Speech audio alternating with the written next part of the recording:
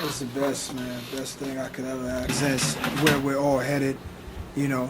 And it's like I think I'm living. I'm living my life. I've kind of opened my life up to people. So my life is a grown man life. So I open it up to people. Whether it's I'm getting married and I talk about it on my music. You know, issues I got. I talk about my political views. I talk about my music.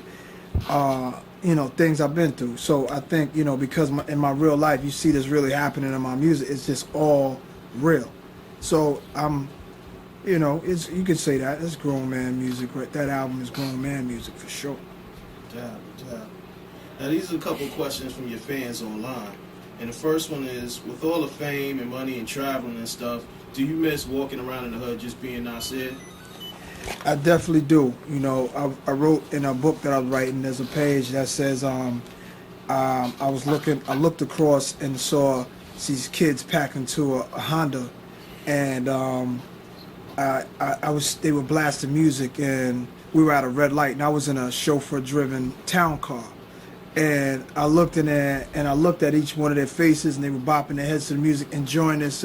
They had friendship, and they didn't have a lot to lose. Like, they can trust each other because it wasn't like, they were going to turn a corner and somebody get set up because they had a big chain on, or, some girls harassing them now because you got all this money. And it was just you and your homeboys, and you didn't have a lot. It wasn't a lot of worries. Life was a lot stress-free, and they would all share one dime bag and be just as high as I would be on a whole ounce.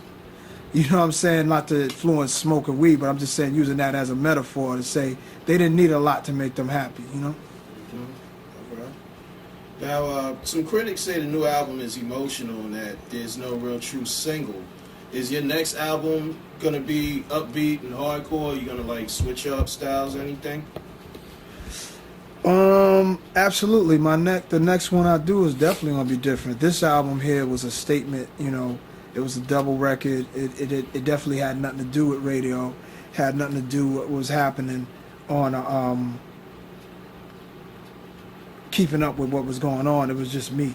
And the next record, I think, after I got this one out of my system, the next record is gonna be Nas, but it's probably gonna be more.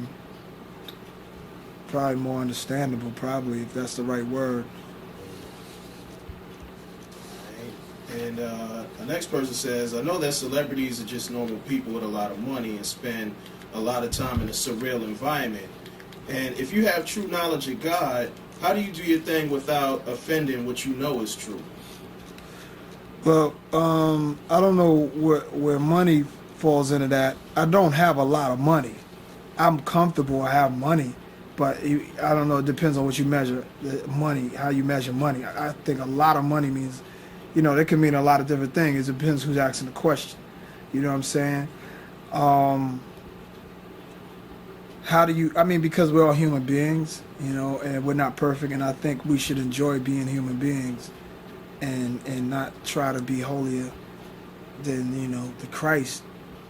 But enjoy being a human being, and that's what we are, And,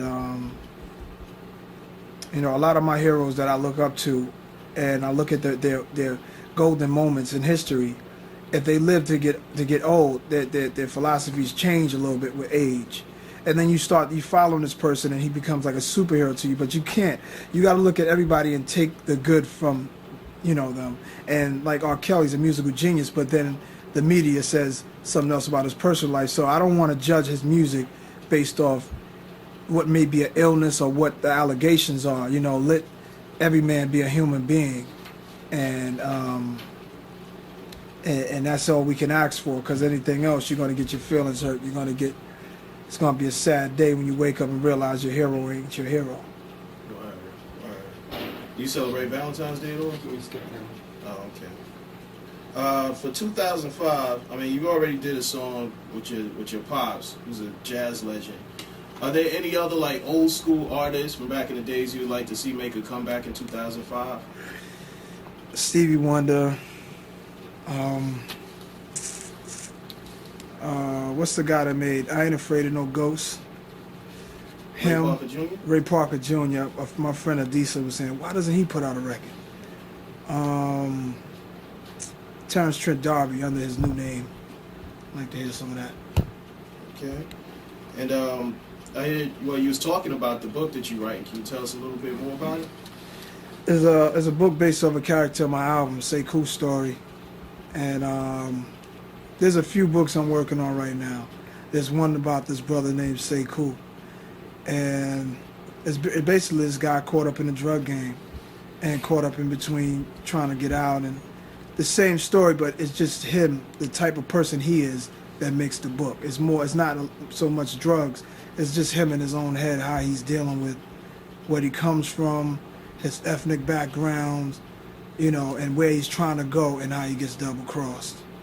The other shit is more like, kind of like about a rap dude who came from the street, which I was telling you about with the looking over into the car with the Honda and the guys who dressed in clothes that he ain't worn in years, you know. Two things. The Grammys are coming up. Do you have any predictions of who might sweep, or what are your thoughts on the Grammys, period? I'd like to see Kanye West should win some things. Who's up for nominations besides him? We have Alicia Keys. We have Usher. They all did well. I think they're going to take home a bunch of Grammys, all three of them. Okay.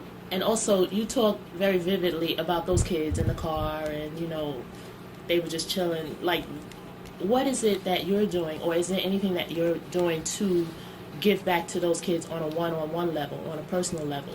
What's your involvement in that community? Because that's another way you can still be tied in with that. Yeah, it is, but it ain't enough. Mm-hmm. You know, because there's some things I do in Queensbridge. We have yearly things, and you know, certain things I wouldn't want to say because I don't want to, you know, talk about them.